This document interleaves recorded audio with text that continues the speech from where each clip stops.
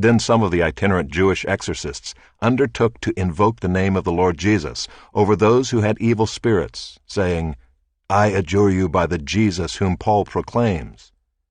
7 sons of a Jewish high priest named Sceva were doing this. But the evil spirit answered them, "Jesus I know, and Paul I recognize, but who are you?" And the man in whom was the evil spirit leaped on them, mastered all of them, and overpowered them, so that they fled out of that house, naked and wounded. And this became known to all the residents of Ephesus, both Jews and Greeks. And fear fell upon them all, and the name of the Lord Jesus was extolled. Also many of those who were now believers came, confessing and divulging their practices. And a number of those who had practiced magic arts brought their books together and burned them in the sight of all. And they counted the value of them and found it came to 50,000 pieces of silver. So the word of the Lord continued to increase and prevail mightily. Now after these events Paul resolved in the Spirit to pass through Macedonia and Achaia and go to Jerusalem, saying, "After I've been there, I must also see Rome." And having sent into Macedonia 2 of his helpers, Timothy and Erastus, he himself stayed in Asia for a while. About that time there arose no little disturbance concerning the way, for a man named Demetrius, a silversmith, who made silver shrines of Artemis, brought no little business to the craftsmen.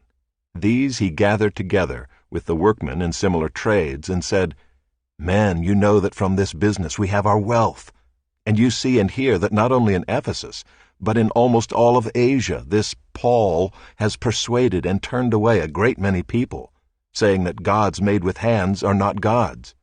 And there is danger not only that this trade of ours may come into disrepute, but also that the temple of the great goddess Artemis may be counted as nothing, and that she may even be deposed from her magnificence, she whom all Asia and the world worship."